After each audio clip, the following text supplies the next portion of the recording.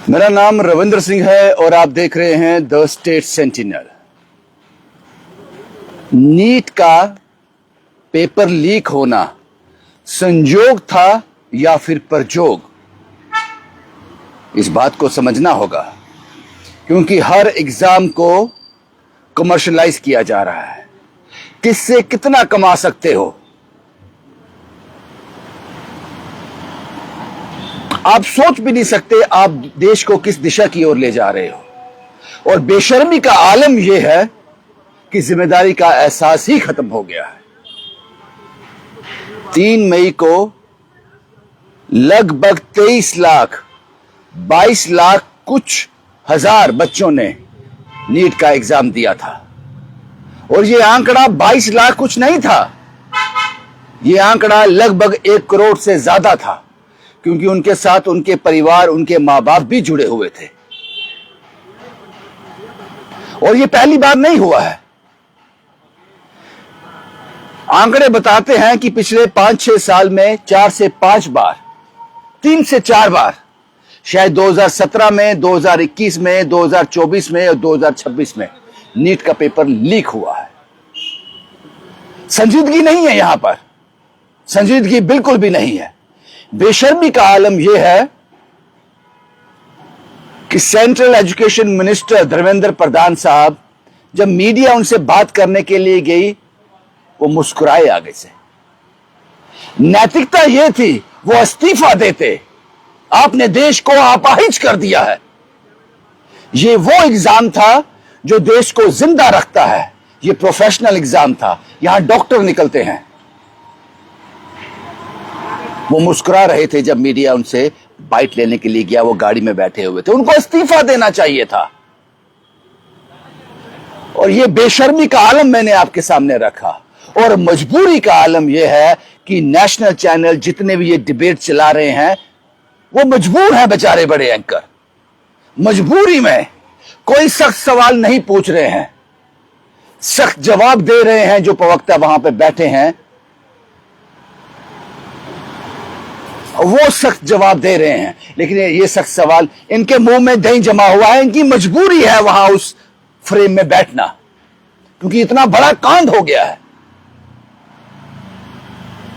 पिछले 6-7 सालों में 3 से 4 बार नीट का पेपर लीक हुआ है।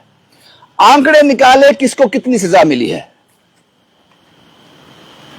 नहीं मिली आज तक किसी को कोई सजा। और इस बार 2026 में नीट का पेपर लीक होने में भारतीय जनता पार्टी के एक मेंबर का हाथ था, जो वहां का लोकल मेंबर था, राजस्थान से।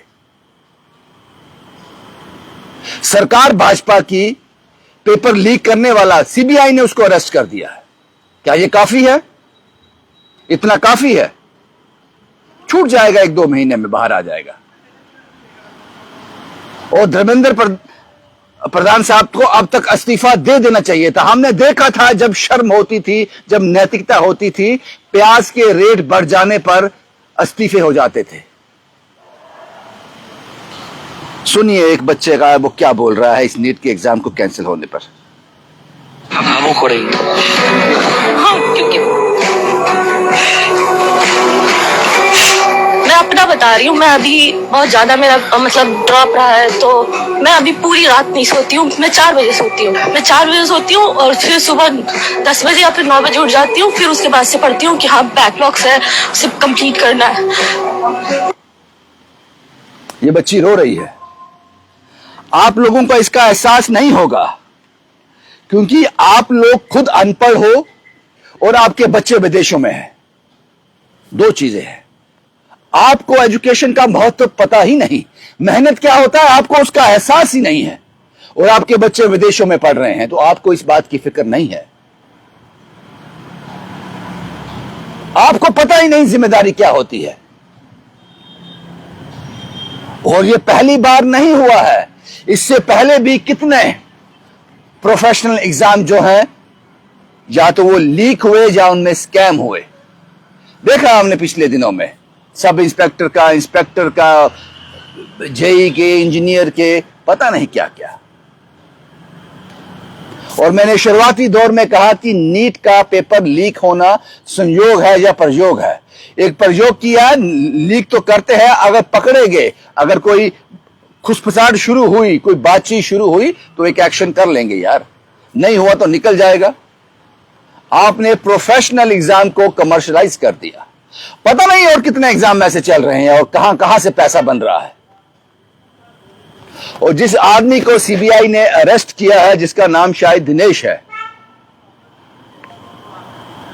भारतीय जनता पार्टी का मेंबर है, और उसका अगर इंस्टा और सोशल हैंडल खंगाला जाए तो भारतीय जनता पार्टी के दिग्गज नेताओं के साथ उसके फोटोग्राफ हैं।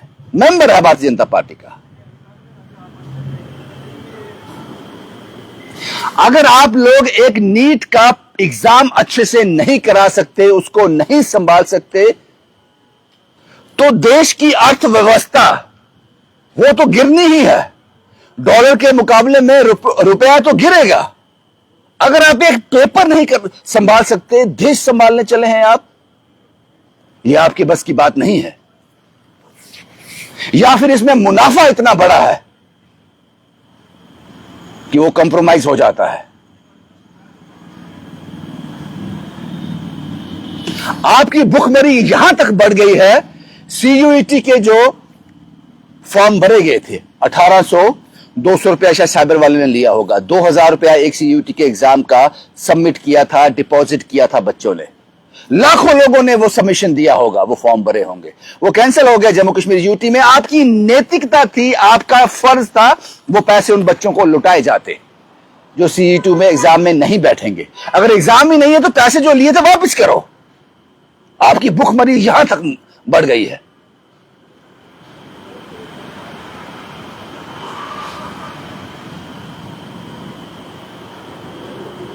ईरान, इजराइल, अमेरिका युद्ध, आर्थिक संकट 2 दिन पहले आया है भारत में, जब 5 राज्यों के चुनाव खत्म हो गए। अगर ये था तो चुनावों से पहले क्यों नहीं संभाला इसको? कहते रैली नहीं करेंगे, सभाएं नहीं होंगी, पेट्रोल बचाना है, अर्थव्यवस्था को बचाना है।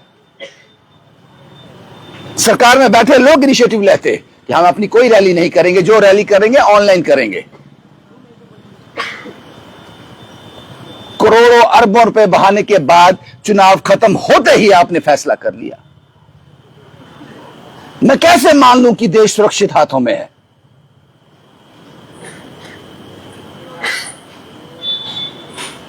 आपको क्या लगता है कि यह नीट का पेपर लीक हुआ और सामने आ गया तो हम कह रहे हैं कि पेपर लीक हुआ?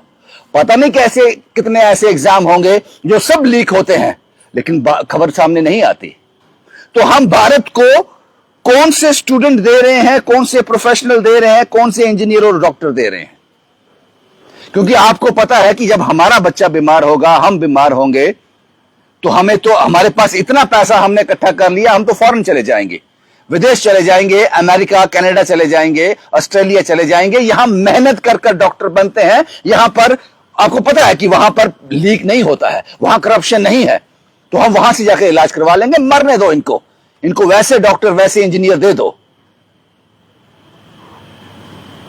आपको लगता है कोरोना काल में हमने बहुत बढ़िया काम किया था?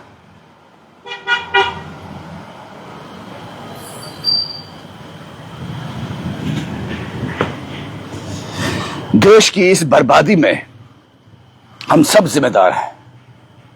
जो लोग कर रहे हैं वो तो जिम्मेदार हैं, लेकिन जो उनको जस्टिफाई कर रहे हैं,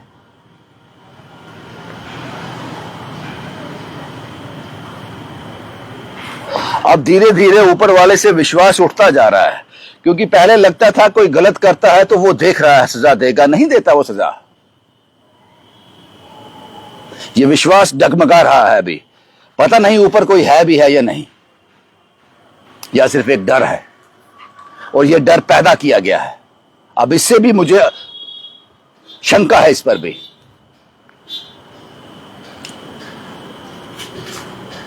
नीट का पेपर लीक हो गया और हमारे सेंट्रल एजुकेशन मिनिस्टर मुस्कुरा रहे हैं। अभी तक आपको इस्तीफा दे देना चाहिए था, और अगर आपने नहीं दिया था, बेशर्मी का आलम यह है, तो मुझे लगता है प्रधानमंत्री नरेंद्र मोदी और गृह मंत्री अमित शाह को यह इस्तीफा अभी तक ले लेना चाहिए था कि आपको एक डिपार्टमेंट दिया था, आप उसमें असफल रहे हो। भारत के लगभग 1 करोड़ लोगों को आपने नुकसान किया है। 1 करोड़ नहीं, 1 करोड़ तो इससे पीड़ित हुए हैं। आज के दिन में जिस दिन ये लीकेज का पता चला है, 150 करोड़, 140 से 150 करोड़ लोगों को आपने धोखा किया है जो इन डॉक्टर के पास इलाज करवाने जाते। पेपर लीक हो गया, जो टॉप करता उसके पास पेपर था, इसलिए उसने टॉप किया। मेहनत करने वाला पीछे रह जाता तो कौन सा डॉक्टर हम सर्व करने के लिए भेजते आगे। और 2026 में जो पेपर लीक हुआ है, जो 3 मई 2026 को पेपर हुआ है, ये लीक हुआ है, ये साबित हो गया। सीबीआई ने भारतीय जनता पार्टी के एक मेंबर को अरेस्ट भी कर लिया कि इसने ये पेपर लीक किया है। अब इसकी पूरी कहानी, ये पेपर कैसे लीक हुआ, किन हालातों में लीक हुआ, ये पता आपको कैसे पता चलेगा? धुरंधर 3 आने वाली है आने वाले दिनों में। धुरंधर 2 में तो आपने देखा क्या क्या हुआ। धुरंधर 3 आने वाली है, उसमें इस नीट पेपर का जिक्र जरूर होना चाहिए। धुरंधर 3 वालों को मसाला मिल गया कि किस तरह से मौजूदा सरकार का इसमें कोई हाथ नहीं था, इसमें अपोजिशन का हाथ था, इसमें बाहरी ताकतों का हाथ था। बड़ी कोशिश की मौजूदा सरकार ने इसको रोकने की, रोक नहीं पाए। यह धुरंधर 3 में आपको पता चल जाएगा।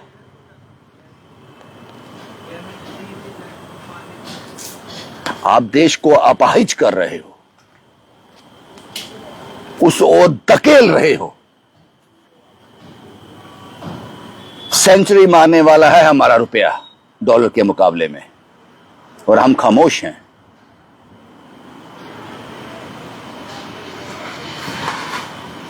इन चीजों को अभी भी अगर नहीं समझे, हम समझ रहे हैं, हम समझ रहे हैं, सब कुछ समझ रहे हैं, लेकिन ये वो रोग है जो है सबको है, पता सबको है इस रोग का, लेकिन कोई बताता नहीं। आलम यह है, अफसोस होता है, दुख होता है कि भारत बहुत दूर जा सकता था। भारत में वो क्षमता है कि ये नंबर 1 पे आ जाए, लीड करे पूरी दुनिया को, लेकिन हमारी छोटी छोटी लालचों ने हमें बहुत नीचे धकेल दिया। नीट का पेपर लीक हुआ, धुरंधर 3 जब आएगी तो हमें इसका जस्टिफिकेशन मिल जाएगा, पूरी कहानी का पता उसमें चल जाएगा। लेकिन अभी के मौजूदा हालात ये हैं कि जिम्मेदारी अभी तक किसी ने नहीं ली। बेशर्मी का आलम यह है। शुभम कुमार के साथ Ravindra Singh, the state sentinel के लिए।